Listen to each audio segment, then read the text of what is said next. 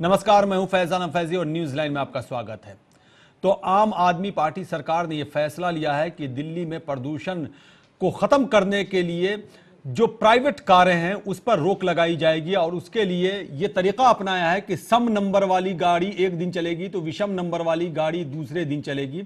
और यह इसलिए भी लिया गया माना जा रहा है कि दिल्ली हाईकोर्ट ने फटकार लगाई थी और यह कहा था कि दिल्ली एक ऐसा शहर बनता जा रहा है जहां ये मान लें कि रहने वाले गैस चेंबर में रह रहे हैं। और केंद्र सरकार से भी और दिल्ली सरकार से जवाब तलब किया है दिल्ली हाईकोर्ट ने, सुप्रीम कोर्ट ने भी चिंता व्यक्त की थी। लेकिन यह भी माना जा रहा है कि शायद निशाना भी कहीं ना कहीं केजरीवाल सरकार साध रही है केंद्र सरकार पर इस बहाने। इसके अलावा जन लोकपाल का मुद्दा हो या वेतन वृद्धि का मुद्दा हो, ये तमाम मुद्दे ऐसे हैं जिस पर अरविंद केजरीवाल सरकार पर विरोधियों की तरफ से निशाना साधा जा रहा है।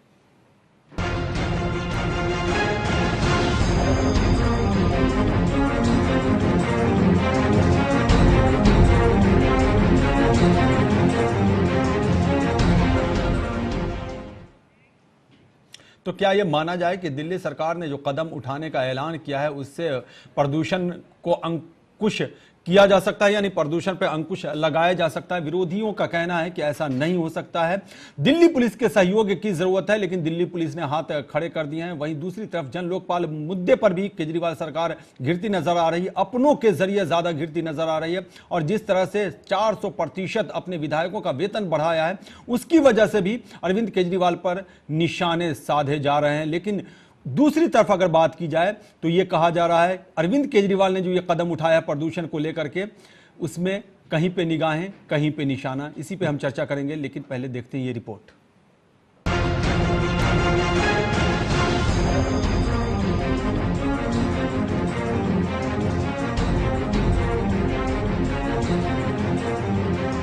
दिल्ली देश की राजधानी है, इसलिए हर लिहाज से बेहतर रखना या फिर ये कह लें कि बेहतर बनाना केंद्र और राज्य सरकार दोनों की जिम्मेदारी है। इसी बात को मद्देनजर रखते दिल्ली हाईकोर्ट ने दिल्ली में बढ़ते प्रदूषण को लेकर चिंता जताई। हाईकोर्ट की चिंता के सामने आते ही दिल्ली की केजरीवाल सरकार हरकत में आ गई और ये फैसला सुना दिया कि सबसे पहले वायु प्रदूषण पर कंट्रोल करने के लिए वाहनों को नियंत्रित करना जरूरी है, वो भी सम और विषम नंबरों के सहारे। यानी कि सम नंबर की प्राइवेट गाड़ियां एक दिन चलेंगी तो दूसरे दिन विषम नंबर की गाड़ियां। लेकिन बड़ा सवाल ये है कि क्या इससे बढ़ते प्रदूषण को कंट्रोल किया जा सकता है? विरोधियों का कहना है नहीं, तो सत्ता पक्ष यानी आम आदमी पार्टी का कहना है हाँ, लेकिन जनता खामोश है। सच ये है कि जनता की खामोशी बहुत कुछ बयान करती है। लेकिन सवाल ये है कि क्या प्रदूषण को कंट्रोल करने के लिए गाड़ियों पर कंट्रोल करना दिल्ली पुलिस की मदद के बगैर संभव है? और दिल्ली पुलिस केजरीवाल सरकार के साथ खड़ी है जो केंद्र सरकार के अधीन है। Delhi police commissioner B S का जवाब ना है और इस मामले में बीएस बस्सी ने हाथ खड़े कर दिए हैं। अगर इसे प्रदूषण की समाप्ति की कोशिश के दायरे से बाहर निकलकर समझने की कोशिश की जाए तो दिल्ली की आप सरकार पर ये इल्जाम लगने शुरू हो गए हैं कि केजरीवाल सरकार इस बहाने एक बार फिर केंद्र से दो हाथ करने के मूड में है। लेकिन सच तो ये है कि जन लोकपाल के नाम पर आम आदमी के लिए बनी आम आदमी पार्टी और फिर इसी आदमी के समर्थन से बनी आदमी पार्टी की सरकार जनता की उम्मीदों पर खरी उतरी है।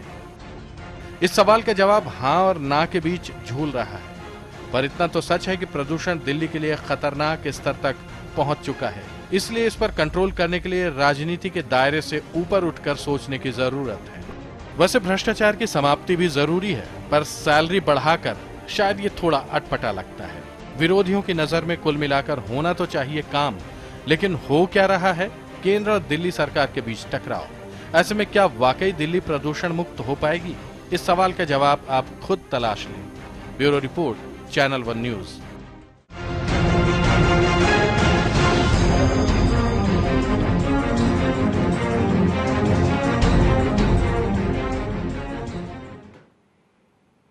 जी, तो दिल्ली सरकार ने जो ये फैसला लिया है कि सम और विषम नंबर की गाड़ियों के सहारे प्रदूषण पर अंकुश लगाया जाएगा, वो बड़ा अटपटा सा लग रहा है विरोधियों की नज़र में। और विरोधी सवाल खड़े कर रहे हैं कि ये एक तरह से पतली गली से निकल जाने का एक तरीका है अरविंद केजरीवाल के जरिए, लेकिन विशेषज्ञों की नजर में अरविंद केजरीवाल ने कहीं ना कहीं निशाना साधा है केंद्र सरकार पर। चूंकि दिल्ली पुलिस के बगैर यह मुमकिन नहीं है और दिल्ली पुलिस केंद्र सरकार के अधीन है और दिल्ली पुलिस ने इनकार कर दिया है, तो अरविंद केजरीवाल ये सवाल उठाएंगे कि हम तो कोशिश कर रहे थे लेकिन केंद्र सरकार हमें सहयोग नहीं कर रही है।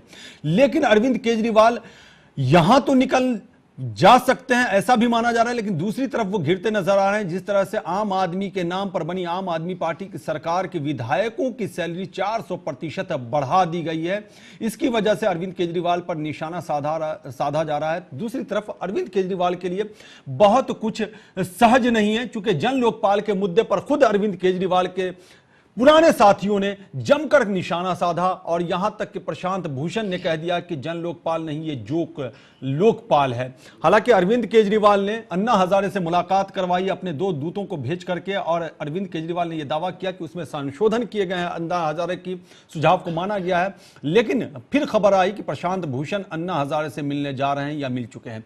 तो ये तमाम ऐसे मुद्दे हैं जिसकी वजह से एक बार फिर दिल्ली की अरविंद केजरीवाल सरकार केंद्र में है और इस पर चर्चा हो रही है। जनता खामोश है, खामोशी के साथ सब कुछ देख रही है, चूंकि असल कमान तो जनता के हाथ में ही होती है और जनता ही फैसला सुनाती है और 5 साल के बाद जनता का फैसला अंतिम फैसला होता है और तमाम राजनीतिक पार्टियों को इस बात को समझना चाहिए। इसी पर हम चर्चा करेंगे। हम अपने मेहमानों से इंट्रोडक्शन करवा दें।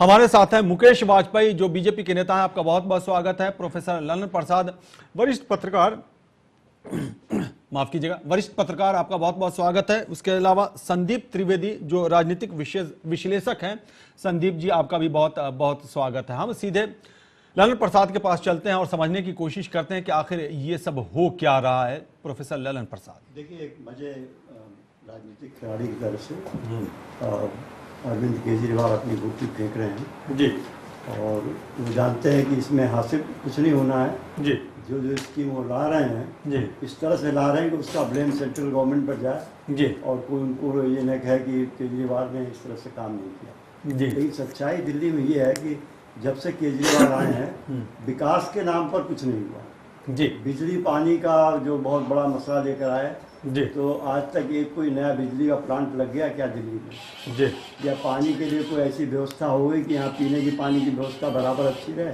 जी, ना तो बिजली का, ना पानी का, और सड़कों का भी बुरा हाल है। जी, जो कंस्ट्रक्शन पिछले सरकार में हो चुके हैं लगभग वही है, या तो उनकी कुछ मरम्मत कहीं हुई, कहीं कुछ हुआ, लेकिन कुछ नयापन दिल्ली में नहीं आ रहा है। ऐसा नहीं देखने में आ रहा है कि जब से केजरीवाल की सरकार 15 महीने की सरकार है तो इन्होंने कुछ ऐसा काम स्पेक्टिकुलर कर दिया जिससे पब्लिक ये समझे कि नहीं, विकास भी कुछ हो रहा है। जी, शुद्ध राजनीति दिल्ली में इस समय हो रही है जी, और ऐसे ऐसे कानून बनाए जा रहे हैं या ऐसे ऐसे नियम बनाने की कोशिश की जा रही है जिसमें सीधा सेंट्रल गवर्नमेंट से कन्फ्रंटेशन किया जा रहा है। जी, अब अभी जो इन्होंने स्कीम बनाई है कि 8 नंबर की कारें एक दिन चलेंगी, इवन नंबर की कारें एक दिन चलेगी, ये प्रयोग बीजिंग में अभी थोड़े दिनों से हो रहा है 2013 से जी। और वहाँ देखिए अभी जो 1 दिसंबर की रिपोर्ट आई है तो बीजिंग का भी जो एयर पोल्यूशन का रिकॉर्ड है वो बहुत ही खराब है। वो 600 के ऊपर जा चुका है वहाँ भी, और जो यहाँ पर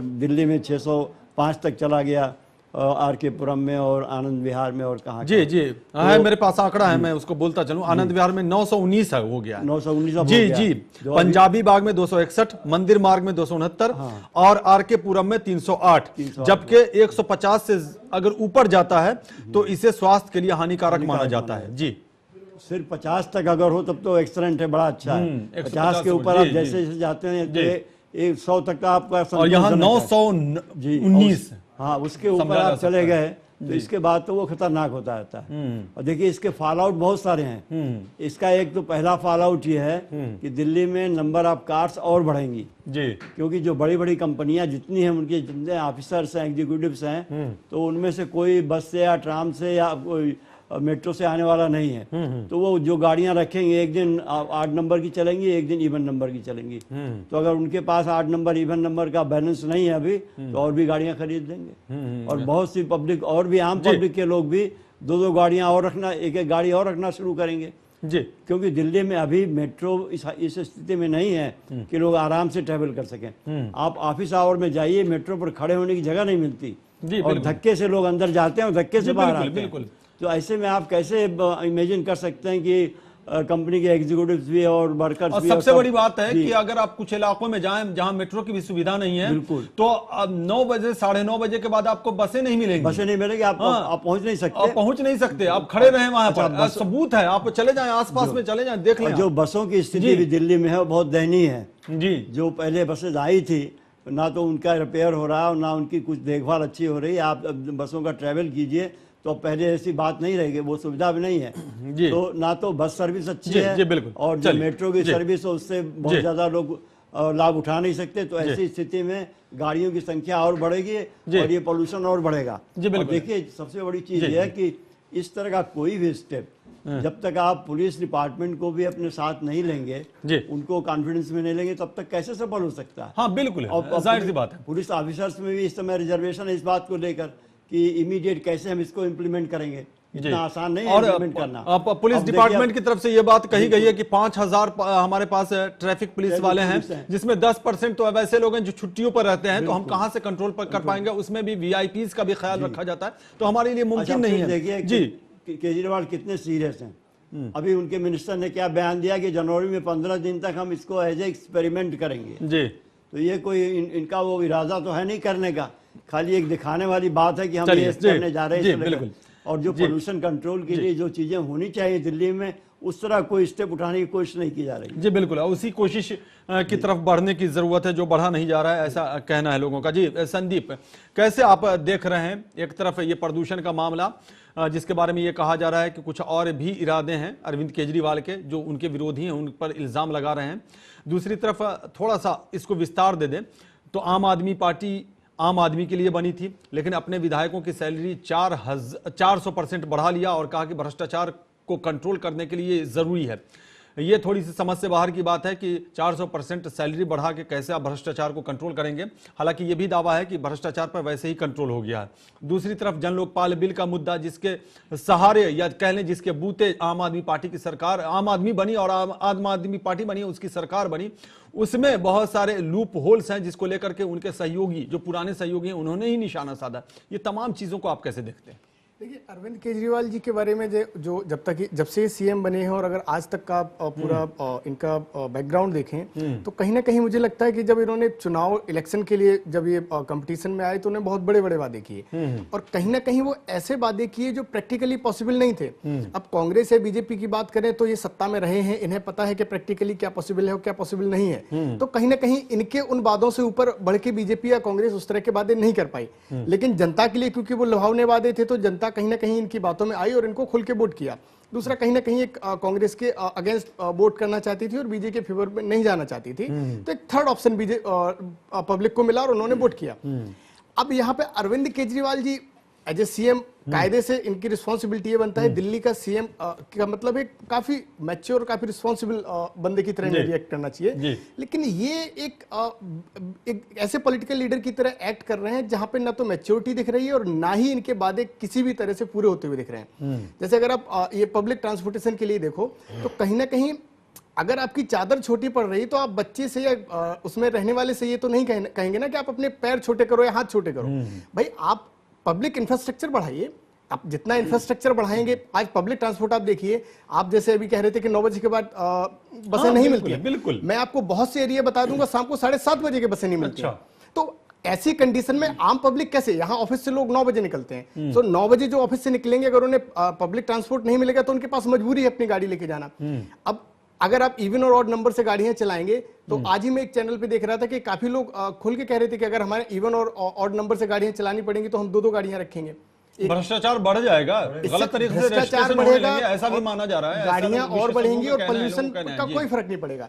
इस मामले में मुझे लगता है कि शीला जी की जो अगर आप रणनीति देखो, जो इन्होंने फ्लाईओवर्स बनाए, जिन्होंने पब्लिक इंफ्रास्ट्रक्चर को इंप्रूव किया, वो सही मायने में सही स्ट्रेटेजी थी। लेकिन अरविंद केजरीवाल जी ने दूसरी तरफ अगर इंप्लीमेंटेशन की बात करो तो इन्होंने दिल्ली पुलिस के साथ कोई बात नहीं की, कोई डिस्कशन नहीं किया। अब बगैर आप जिसको इंप्लीमेंट करना है अगर आप उसके साथ डिस्कशन नहीं करेंगे तो कैसे आप उसको एग्जीक्यूट कर पाएंगे? और वही हुआ, बस्सी जी ने आज खुलेआम कह दिया कि नहीं हम इसको, ये पॉसिबल नहीं है हमारे लिए क्योंकि हमारे पास इतना इंफ्रास्ट्रक्चर, इतना सपोर्ट नहीं है। तो कहीं ना कहीं ये सिर्फ एक पॉलिटिकल पॉइंट था अरविंद केजरीवाल के लिए कि एक इस तरीके से मुद्दा उछालो कि बीजेपी, पुलिस और आम आदमी पार्टी के बीच में मुद्दा उछल के रह जाए और पब्लिक को जैसे जब से सीएम बने हैं तब से लेकर अभी तक पब्लिक को जैसे इधर से उधर घुमा रहे हैं उसी तरीके से ये घुमाने की कोशिश कर रहे हैं। दूसरा, इनका अधिकांश मुद्दों पे जो यू टर्न लेते हैं वो इनके लिए कहीं ना कहीं बहुत बड़ा हानिकारक मुद्दा है। अभी अगर आप देखिए, ये कह रहे हैं कि हम इवन और ऑड नंबर से गाड़ियां चलाएंगे, दूसरा व्यक्ति कह रहा है कि पहले हम 15 दिन ट्रायल करेंगे, इसके बाद देखेंगे। तो इसका मतलब आपके पास प्रॉपर स्ट्रेटेजी नहीं है। प्रॉपर अगर आपके पास स्ट्रेटेजी नहीं है तो आप इतना बड़ा कमेंट कैसे दे सकते हैं पब्लिक में आके? या तो आप कोर्ट से भाग रहे हैं या आप चाहते हैं कि आपका सेंट्रल गवर्नमेंट के साथ दोबारा से कंफ्लिक्ट हो, या फिर संदीप ये नहीं लगता आपको कि जन लोकपाल का जो मुद्दा गरमाया था या 400% जो बढ़ा दिया गया है सैलरी विधायकों का, इन सब मुद्दों पे जो घिर रही थी अरविंद केजरीवाल सरकार, वो शायद उससे भी किनारे हटने के लिए एक रास्ता, एक स्पेस मिलता दिखाई दे रहा हो? ऑब्वियसली अगर आप देखो तो इस मुद्दे को इतना उछालने के पीछे अरविंद केजरीवाल का सिर्फ हर बार यही करते हैं कि इन्हें जब अपनी कमियों को छिपाना होता है तो एक ऐसा मुद्दा उछालते हैं जिससे पब्लिक का डाइवर्जन हो जाए और ये खुद बच जाए। आप 400% हाइक करके ये कह रहे हैं कि हम भ्रष्टाचार कम करेंगे, मुझे तो नहीं लगता कि आप भ्रष्टाचार कम कर पाएंगे, बल्कि आप खुलेआम भ्रष्टाचार को बढ़ा रहे हैं। आपके विधायक की सैलरी आज पीएम से ज्यादा है। पीएम जो आज 18 घंटे 22 घंटे काम करता है और उससे ज्यादा आप सैलरी लेके अगर कहें कि भ्रष्टाचार हम कम करेंगे तो ये तो कोई पॉसिबिलिटी नहीं हुई। मोदी जी भी तो एक पीएम की तरह पूरे वर्ल्ड में इंडिया को रिप्रेजेंट कर रहे हैं, वो उतनी सैलरी में कैसे भ्रष्टाचार? प्रधानमंत्री की भी सैलरी बढ़नी चाहिए, ये तो वकालत करी है अरविंद केजरीवाल ने भी। लेकिन प्रधानमंत्री को क्या नहीं उनको जरूरत है? उन्हें लग रहा है कि नहीं हम इतनी सैलरी में ही अच्छा परफॉर्म कर सकते हैं। आप प्रेसिडेंट साहब को देखिए, वो उन्होंने भी तो नहीं कहा कि सैलरी बढ़ना चाहिए। तो सैलरी आपको बढ़ाना है, एक लिमिट में बढ़ाइए, एक्सपेंसेस बढ़ाइए। इसका लेकिन आसाम के विधायकों से तो कम है। आसाम में 60,000 है बेसिक पे, यहाँ तो 50,000 क्या, तो 10,000 का फर्क। आसाम को थोड़ा सा नॉर्थ ईस्टर्न रीजन का और स्पेशल जोन होने का भी बेनिफिट मिल जाता है क्योंकि वहां पे कहीं ना कहीं हम लोग डायरेक्टली उनके मुद्दों को इतना पॉलिटिकली नहीं उछालते हैं। अच्छा, ये भी एक रीजन है। अच्छा, नॉर्थ ईस्टर्न रीजन को, हालांकि नॉर्थ ईस्टर्न रीजन की ये शिकायत भी रहती है कि हम इंडिया से डिस्कनेक्टेड माने जाते हैं। हमें तो डायरेक्टली पॉलिटिकली उछाला जाए अगर ये तो सिर्फ पॉलिटिकल, ये भी तो गलत है ना फिर, कि एक को आपने नजरअंदाज कर दिया, दूसरे को उछाल दिया आपने।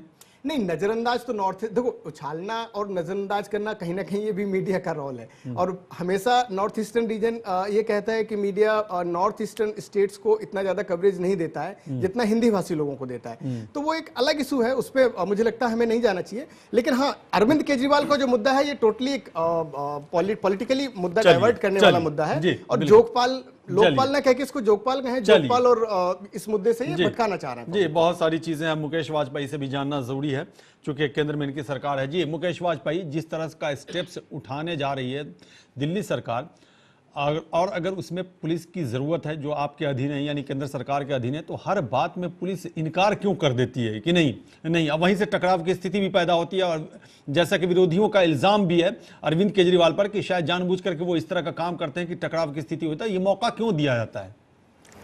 देखिए, अरविंद केजरीवाल जी कल से अपने मकसद में पूरी तरह से कामयाब हो गए। आज बहस का मुद्दा ये होना चाहिए था, क्या दिल्ली जैसे शहर में या दिल्ली जैसे राज्य में मुझे स्वराज चाहिए का नारा लेके जो सरकार आई थी, क्या उसको हक है कि वो अपने विधायकों के अपनी मनमर्जी से 400% सैलरी बढ़ा दे?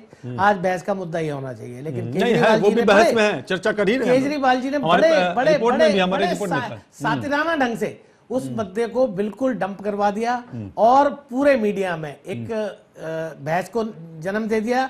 और दूसरा, पूरे दिल्ली शहर में एक पैनिक क्रिएट कर दिया। हर आदमी की जुबान पे आज ये है कि कल 1 तारीख से होगा क्या, मेरी लाइफ में मैं इस चेंज को कैसे एक्सेप्ट कर पाऊंगा, मुझे क्या करना होगा, मैं क्या करूंगा, सारे इस सवाल में उलझ गए।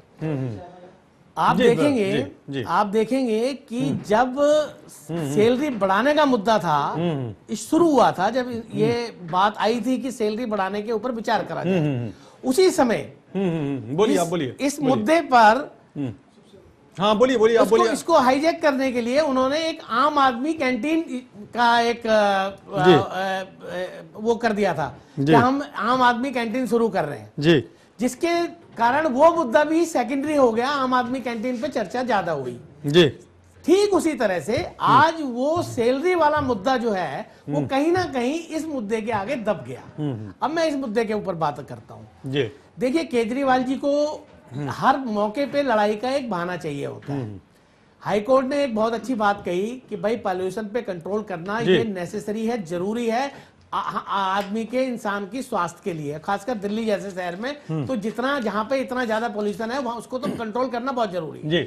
लेकिन आनंद फानंद में कैबिनेट सेक्रेटरी से एक स्टेटमेंट दिलवा देना कि हम, और डेट डिसाइड कर देना कि हम 1 तारीख से ये फला चीज करने जा रहे हैं, ये कहां का तुक बनता है? आप आज अरविंद केजरीवाल जी एक चैनल पे बता रहे हैं कि नहीं अभी तो हम देखेंगे 15 दिन, हम इसको स्टडी करेंगे कि क्या इसमें कुछ कमी, अगर कमी है तो हम वापस लेंगे। अरे आप क्या बेवकूफ समझते हैं कि दिल्ली की जनता को? इतना पैनिक फैला दिया आपने दिल्ली की जनता में हाहाकार मचवा दिया, और 15 दिन में तो पता नहीं क्या हाल कर देंगे। जब आपके पास होमवर्क नहीं है, आप किसी स्कीम को लेकर आए हैं, आप किसी नीतिगत फैसले को लेकर आए हैं, आप होमवर्क नहीं करके आए हैं, होमवर्क उसका खामियाजा दिल्ली की जनता नहीं भुगतेगी। आपके पास कोई दृष्टि नहीं है, आप इस काम को नहीं कर सकते, ये आपको भी मालूम है। लेकिन आप बहरहाल कोई ना कोई रास्ता तो निकालना ही होगा। हाईकोर्ट ने जब सवाल खड़े किए, अपने दर्शकों को बता दें जी, बिल्कुल अपने दर्शकों को बता दें कि हमारे साथ संजीव निगम जुड़ गए हैं जो आम आदमी पार्टी के नेता हैं, और दयाराम त्यागी भी जुड़ गए हैं जो कांग्रेस के नेता हैं। आप दोनों का बहुत बहुत स्वागत जी। संजीव निगम, सीधे आपके पास आते हैं, चूंकि आपकी प्रतीक्षा हो रही थी। आपकी सरकार है दिल्ली में, और आपने जो ये घोषणा करी है, ऐलान किया है कि सम नंबर यानी 1, 3, 7 माफ कीजिएगा 2, हाँ जी, विषम, और 2, 4, 6 सम, ये नंबर 8 भी उसमें शामिल कर लें, तो इसके सहारे आप प्रदूषण को कैसे कंट्रोल कर पाएंगे? एक सवाल ये भी है मेरा। दूसरा सवाल ये है, थोड़ा सा इसको जोड़ लें, क्या वाकई अरविंद केजरीवाल सरकार ने ये जो घोषणा करी है उसके पीछे ये तो मंशा नहीं, जैसा कि इल्जाम आप पे लग रहा है कि जो जन लोकपाल का मुद्दा था जिस पे आप घिरते नजर आ रहे थे अपने ही पुराने सहयोगियों के जरिए, और 400% जो आपने सैलरी बढ़ा ली थी, जिसकी वजह से भी आप निशाने पर थे, चूंकि आम आदमी के लिए आपकी सरकार बनी थी और पार्टी भी आम आदमी के लिए बनी थी, जाहिर सी बात है ये पैसे आम आदमी की जेब से ही निकलेंगे। तो इससे मुकेश वाजपेयी भी यही बात कह रहे थे कि इससे निकलने का एक रास्ता आपने तलाश लिया, और एक तरह से ये जो आपने कोशिश की है जिसमें दिल्ली पुलिस की जरूरत है, और दिल्ली पुलिस सक्षम नहीं, चूंकि 5000 ही ट्रैफिक पुलिस है उसके पास। 10% के बारे में हमने आंकड़ा बताया था कि छुट्टी पे रहते हैं तो मुमकिन नहीं, BS बस्सी ने इनकार भी कर दिया पुलिस कमिश्नर ने। तो ये टकराव की स्थिति पैदा करने की जानबूझ करके कोशिश की जा रही है प्रदूषण के मुद्दे को आगे करके, ताकि इधर से निकल जाओ और इधर ले जाओ, डाइवर्ट कर दो। ये मुकेश वाजपेयी का भी कहना है।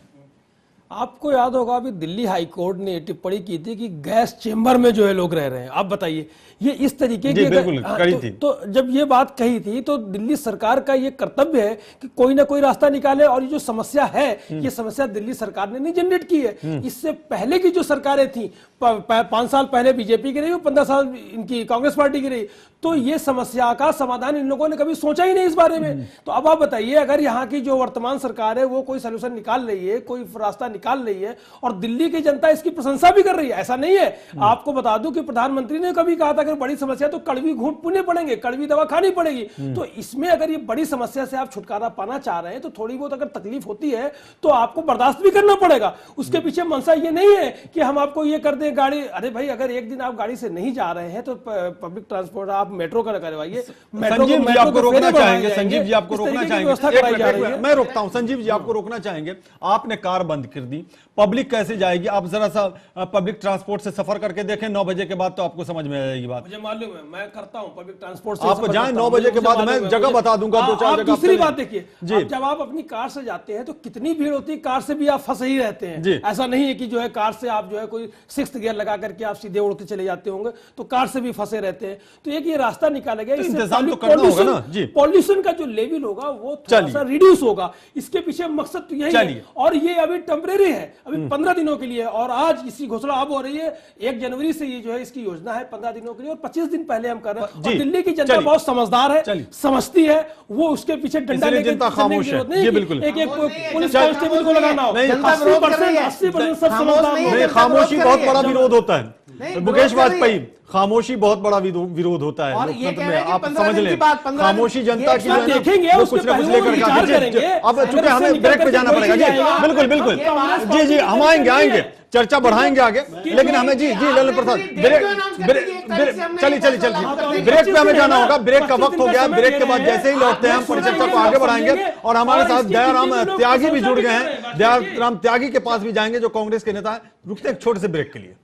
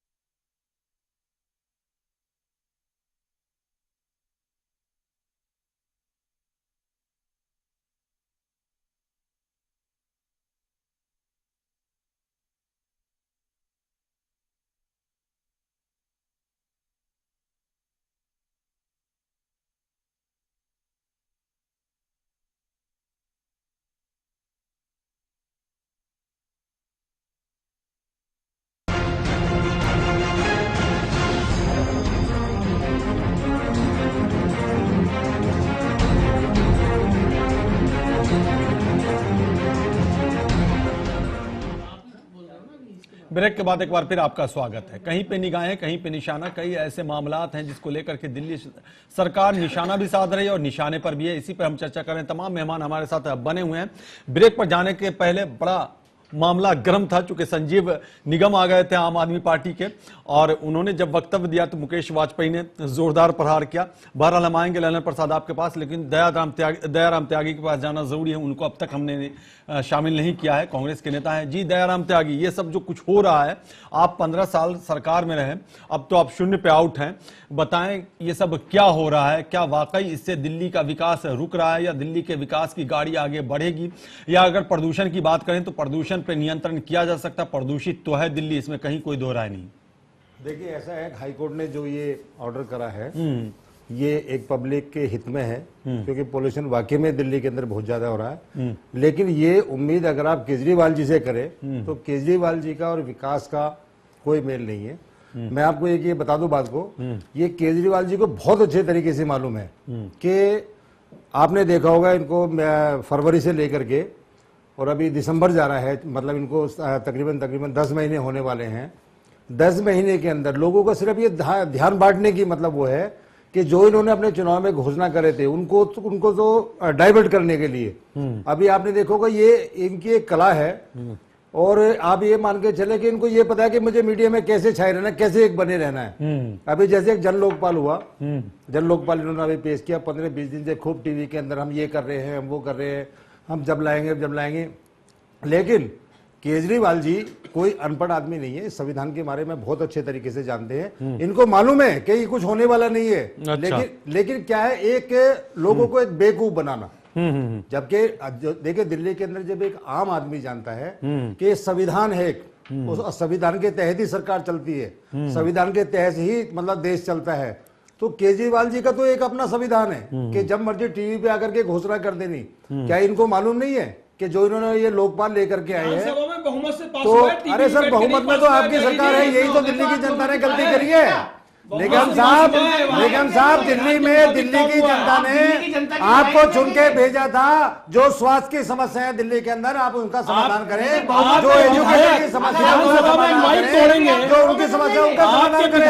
लेकिन आप उनका समाधान ना करके एक नया समूह छोड़ देंगे। भारतीय जनता पार्टी सरकार बैठी हुई है जो सेंटर से टकराव है, आपको संविधान के बारे में मालूम नहीं है। आप मुझे एक बात ये बताइए, आपने ये पर्यावरण की आप बात कर लीजिए, आपको ये मालूम नहीं जितनी भी आपने ये घोषणा करी है। दयाराम त्यागी जी, दयाराम त्यागी एक मिनट, दयाराम त्यागी प्रदूषण का मामला कब से है दिल्ली में, जरा ये बताओ। क्या सर?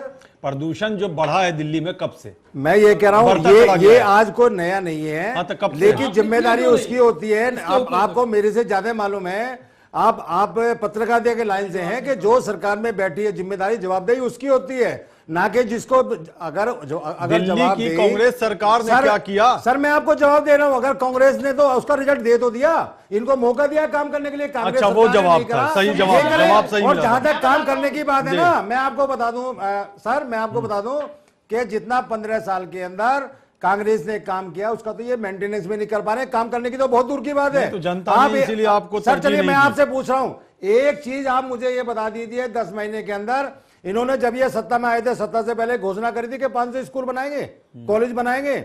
आज एक भी कॉलेज की नींव रखी है, एक भी स्कूल की नींव रखी है।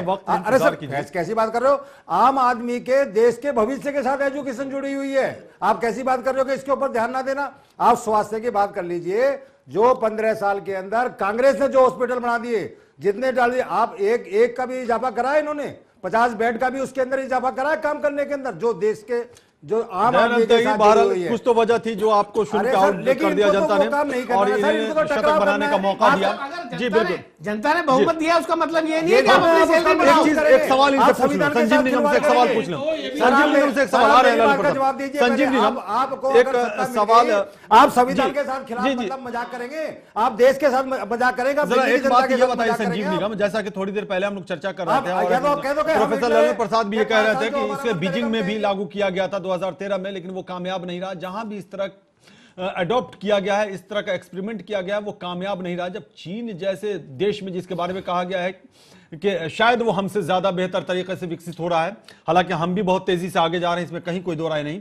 वहां कामयाब नहीं, हम दिल्ली में कैसे कामयाब कर लेंगे, जरा बताएं। देखिए साहब, कोई तरीका बताएं ना। बैठे तरीका यही है कि इसको जो है इंप्लीमेंट किया जाएगा और 15 दिन में देखे जाएंगे क्या कॉन्सिक्वेंसेस आ रहे हैं और उसमें किस तरीके से, तो उसमें फिर से संशोधन की तो हर जगह गुंजाइश रहती है, उसको एक बार दोबारा से बैठ के रिव्यू करेंगे। लेकिन आप कहें कि हम कुछ काम ही ना करें, अरे दयाराम त्यागी जी, पहले के मुख्यमंत्री कहते थे पुलिस हमारे हाथ में नहीं है, तो अभी मुख्यमंत्री ने कहा है कि हम सिर्फ ये कह करके अपनी जिम्मेदारी से नहीं बचेंगे, हम प्रधानमंत्री को भी चैन से सोने नहीं देंगे कि हमारे पास पुलिस नहीं है। अरे पुलिस नहीं है, आप घंटे भर कम से कम दीजिए, हफ्ते में 10 दिन में आप दीजिए, पुलिस नहीं है तो हम मतलब छोड़ दें। सर मुझे आप बताइए, आप ऐसी बात क्यों करते हैं? आप वो बात करो जो आप कर सकते हो, आप वो वादा करो। आप ये वही है। आप मुझे, आपको दिल्ली पुलिस के अंदर आपकी जो आपके दिल्ली पुलिस के जो जवान है, प्रधानमंत्री को भी चैन से, चलिए प्रोफेसर ललित प्रसाद की बात आते हैं। आपने कमिश्नर के साथ अखबार में खबर छपी थी किसी ने, आपने प्रधानमंत्री की भी तनख्वाह दिल्ली के विधायकों से कम है।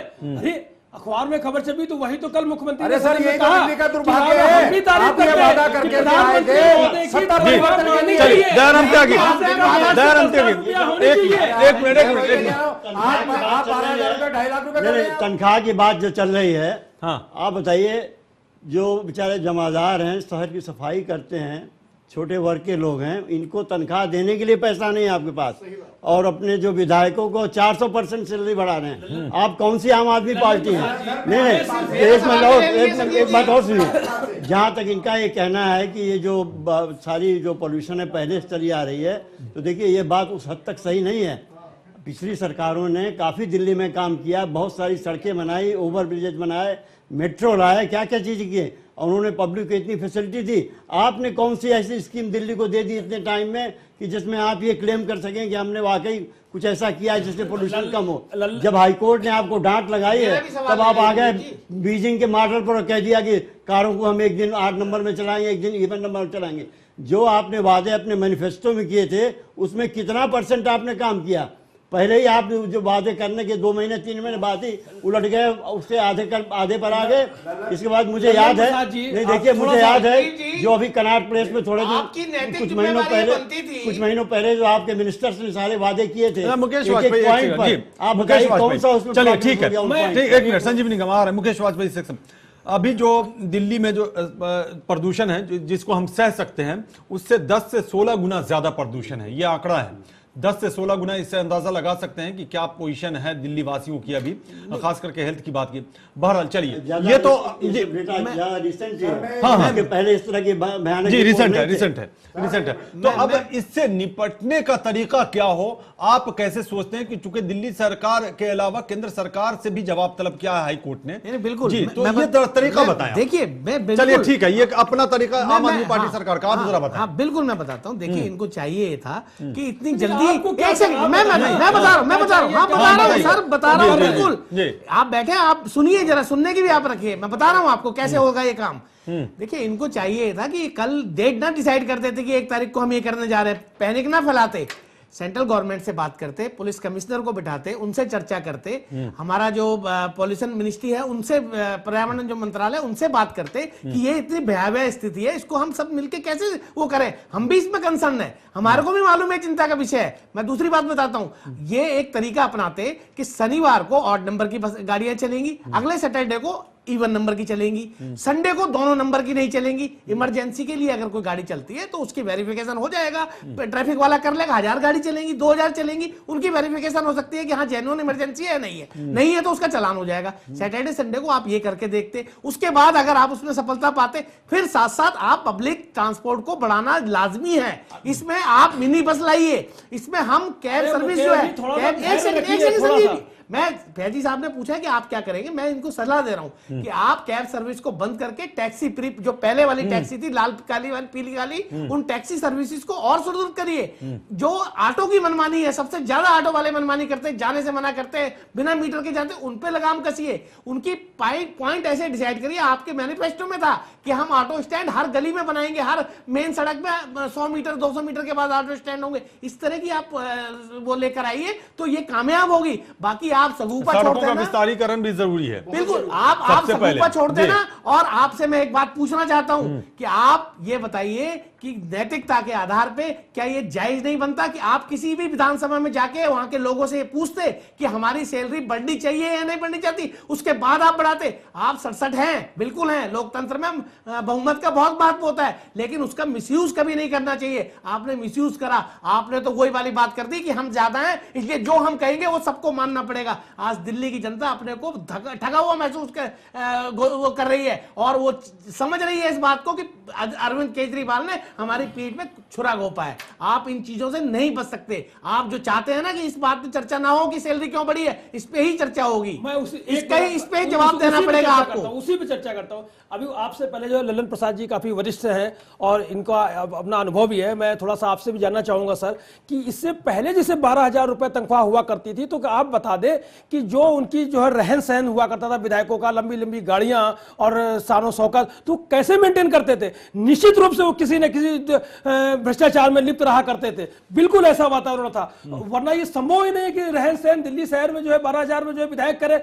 हम वो चीज पनपना नहीं चाहते, उसको बंद करने के लिए हम ईमानदारी से जो है एक ऐसा एक अच्छा स्केल जो है रख रहे हैं कि जिससे वो विधायक भी अपने परिवार का भी भरण पोषण कर सके और अपने क्षेत्र की जनता का भी ख्याल रख सके। इसके पीछे मकसद यह है। और आप ध्यान से सुन लीजिए वाजपेयी जी, आपके यहाँ भी केंद्र में भी जो है 300% जो है रिकमेंड कर चुकी है कमेटी, और आपने पीछे रखा भी हमारे ख्याल से रिकमेंडेशन था कमेटी का, और वो भी पीछे से आप लगा रहे हैं। आज ही मैं देख रहा था, तो आप पीछे नहीं है उसमें। जी, तो शर्म की बात है संजीव जी, शर्म की बात है जो आप स्टेटमेंट दे रहे हैं। आपने 9,000 रुपए फोर्थ क्लास एम्प्लॉई की अभी इंक्रीमेंट करा है दिल्ली सरकार ने। विधायकों के लिए क्यों 400%? नहीं, आम जनता के लिए क्यों? मैं बता रहा हूँ, और जो मैं बता रहा हूँ जो उनके लिए क्यों? अरे भाई, पहले से लोगों ने ख्याल नहीं किया। इससे पहले लोग भ्रष्टाचार में डूबे हुए थे।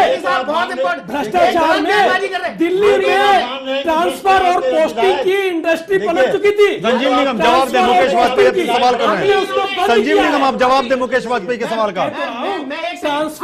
संजीव निगम आप जवाब दे मुकेश वाजपेयी आपसे। आपने दिल्ली गवर्नमेंट के एम्प्लॉइज की सैलरी इंक्रीज करी है।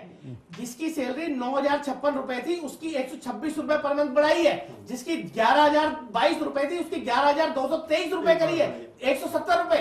इस तरह से जो लोअर कैटेगरी के उनके 100 रुपए बढ़ा रहे हैं और अपनी सीधे 400%। किस नियत से आप जनता के सामने जाएंगे संजीव जी? आपने खुद अपने गिरहमान में जाके संदीप चलिए ये तो खुलकर एक्सेप्ट करना है कि हम भ्रष्ट हैं। अरे आपने सर जवाब नहीं दिया ललन प्रसाद जी, हमें बतावें। जवाब आपको देना है। इसके पहले के जो 12,000 वो कैसे करते थे? दूसरों को आप 10% वो भ्रष्टाचार में डूबे हुए थे। आपको 400% दे रहे हैं। संदीप जी बिल्कुल। संदीप से एक सवाल। संदीप रोजाना एक जो आंकड़ा है हमारे पास उसके मुताबिक रोजाना 1500 गाड़ियों का रजिस्ट्रेशन होता है दिल्ली में। तो जाहिर सी बात एक दिन में अगर 1500 गाड़ियां रजिस्टर्ड होती हैं, इससे अंदाजा लगाया जा सकता है कि कितना लोड बढ़ रहा है, कितना आगे ये मामला जा रहा है। और दूसरे जब संजीव निगम के पास आएंगे तब उनसे सवाल करेंगे, लेकिन ये जो 1500 रजिस्ट्रेशन हो रहा है इस पर भी अंकुश लगाना बहुत ज्यादा जरूरी है। इसके लिए भी तरीका अपनाना पड़ेगा, तभी नहीं तो 1500 एक दिन में अगर ये गाड़ियां बढ़ रही तो अंदाजा लगा सकते हैं कि क्या हाल होगा। जी, पोल्यूशन एक ऐसा मुद्दा है जो हम नाप के हमें सुप्रीम कोर्ट के थ्रू डायरेक्शन मिले और हमें पता चला है कि बढ़ रहा है। अब अगर आप दूसरा पहलू देखिए, रोज कहीं ना कहीं पार्किंग के पीछे गोलियां चलती हैं, लाठी चलती हैं, आपस में लड़ाइयां होती हैं। उसका एक सबसे बड़ा रीजन है जो दिन पे दिन दिल्ली में गाड़ियां बढ़ रही हैं। गवर्नमेंट में इसको इस तरीके से सोचना चाहिए कि जो पब्लिक ट्रांसपोर्टेशन है उसको पर्सनल ट्रांसपोर्टेशन से सस्ता कीजिए। आप ऑटो है, कैब है, 10, 8 या 9 रुपए के आसपास लेके आइए और जो पर्सनल ट्रांसपोर्टेशन है उसका रेट बढ़ाइए। आप पेट्रोल पे सब्सिडी देते हैं, खत्म कर दीजिए। आप डीजल पे सब्सिडी देते हैं, केवल कॉमर्शियल व्हीकल्स, वो भी जो भी कंज्यूमेबल्स या जो पब्लिक के लिए यूजेबल चीजों पे आप केवल सब्सिडी दीजिए, बका पे बंद कर दीजिए। तो जब तक आप इस तरह के कुछ नियम नहीं अपनाएंगे आप इसमें कंट्रोल नहीं कर सकते। अगर आप शीला जी को देखिए, अरविंद केजरीवाल जी के राज्य में और शीला जी के राज्य में बहुत बड़ा अंतर आपको बता दूं। शीला जी ने कहीं ना कहीं ये परिस्थिति देखी, ऑब्जर्व किया और कहीं ना कहीं वो सीएनजी या कुछ मेट्रो या कुछ अल्टरनेटिव्स लेके आई। लेकिन हमारी सरकार की देन है, कुछ भी हो, लेकिन कहीं ना कहीं वो इंप्लीमेंटेशन शीला जी की कार्यकाल में हुआ और स्पीड से हुआ, ठीक है। लेकिन आम आदमी पार्टी सिर्फ सैलरी बढ़ाने को लेकर चिंतन करती रही कि कैसे हम सैलरी बढ़ाएं और कैसे मुद्दे को भटकाएं। ये एक बहुत बड़ा इनका बहुत बड़ा गेम था और कहीं ना कहीं ये बहुत गलत डायरेक्शन में जा रहा है। संदीप एक सवाल जो संजीव ने उठाया था, जरा मैं उसको आगे बढ़ा दूं। एक मिनट संजीव एक सवाल जो संजीव निगम ने उठाया था कि अगर सैलरियां कम है विधायकों की, हाँ, तो अगर विधायकों के पास इतनी लग्जरी गाड़ियां जो आ जाती हैं जीतने के बाद, सैलरी 10,000 12,000, ये गाड़ियां कहां से आती हैं? देखो पिछले अगर ये भी थोड़ा वाजिब प्रश्न लगता है। मैं इस चीज से सहमत हूं कि हो सकता है कि पहले जो विधायक थे उन्होंने करप्शन किया। नहीं, हर स्टेट में देख लें आप, हर जगह स्टेट देख में, लें। हाँ, मैं जीत हो सकता गए, है विधायक हो गए, आप कल साइकिल पे चढ़ रहे थे, मोटरसाइकिल पे चढ़ रहे थे, अचानक से आपके पास लग्जरी गाड़ियां आ जाती नहीं, हैं। तो लग्जरी गाड़ियों को तो देखो, कुछ विधायक तो खुद कैपेबल थे, कुछ बिजनेस ठीक है, जो कैपेबल हैं, ठीक है, कुछ ने हो सकता है करप्शन किया हो, लेकिन अब उनके करप्शन को, उनकी लग्जरी ट्रेंड को आप तो नहीं अपनाएंगे। जब आप शपथ लेने जाते हैं तो मेट्रो से जाते हैं, इसके बाद आप कितने दिन मेट्रो से गए? पहले दिन आप घोषणा करते हैं कि हमारे जो विधायक आएंगे कोई रिक्शे से आएगा, कोई पब्लिक ट्रांसपोर्टेशन से आएगा। आज कितने विधायक इनके पब्लिक ट्रांसपोर्टेशन से जाते हैं? बेसिकली इनका जो यू टर्न मारना है ये इनके लिए सबसे बड़ा सिर दर्द रहता है। संदीप जी, ये अपने अपने जहाँ विधायक है अपने कार्य क्षेत्र का मेट्रो घूमती है। संजीव निगम सुन ले। अरे सर तो चाणक्य ने क्या कहा था कि राजा का हित इसमें है जिसमें प्रजा का हित है। बिल्कुल। मुझे आप बताओ कौन से प्रजा का हित है? जिसको 500 रुपए सैलरी मिलती है उसको 10 रुपया बढ़ा दिया आपने, और अपनी सैलरी आपने 400% बढ़ा दिया। मुझे लगता है जस्टिस है, और आप बहाना ये दे रहे हो कि इससे करप्शन कम हुआ। करप्शन इससे और बढ़ेगा। ये आपने सर जवाब नहीं दिया हमारे प्रश्न का। जवाब दे रहा हूं आपको कि जो पहले थे 12,000 रुपए में वो कैसे चलाते थे अपना जीवन यापन करते थे? संजीव जी, इसका हाईकोर्ट ने कही, हाईकोर्ट ने कही, जी हाईकोर्ट इसकी क्या गारंटी थी कि संजीव जी आपने बहुत अच्छा एग्जाम्पल मनोहर पार्कर जी का जाएंगे, उनके पास और पैसे होंगे और दवांग होंगे। हाईकोर्ट ने एक और तरफ इशारा किया है और मना किया है, निर्देश है हाईकोर्ट का। जी हाईकोर्ट का ये निर्देश है कि नेशनल ग्रीन ट्रिब्यूनल के मुताबिक लोगों के जरिए खुले में कूड़ा और पत्तियां नहीं जलाई जाए। ये कैसे रोका जाएगा? संजीव निगम आपकी सरकार है दिल्ली में, ये हाईकोर्ट का आदेश है। बिल्कुल आप सही कह रहे हैं। आपने पीछे भी देखा होगा बहुत सारे ऐप्स दिल्ली सरकार ने अभी कूड़ा मलबा उठाने के लिए भी किया और ये पॉल्यूशन के लिए भी ऐप्स जारी करने जा रहे हैं। ये सबसे अच्छा जो है टेक्नोलॉजी का जो माध्यम है उसका सहारा ले रहे हैं कि किसी को भी कहीं हो तो उसको जो है फौरन जो है वहां पर क्लिक करके फोटो भेजे और सरकार जो है उसका जो डिपार्टमेंट है पीडब्ल्यूडी है दिल्ली सरकार का और एमसीडी जो है दोनों मिलकर के उसको काम करेंगे। तो हम इनका भी सहारा ले रहे हैं टेक्नोलॉजी का और उसके माध्यम से दूर करेंगे। मतलब हम कुछ कर तो रहे हैं, हमारे उसमें योजना तो है, हम कुछ ऐसा तो नहीं कि हाथ पर हाथ धरे हम बैठे हुए हैं, हम कुछ कर नहीं रहे हैं।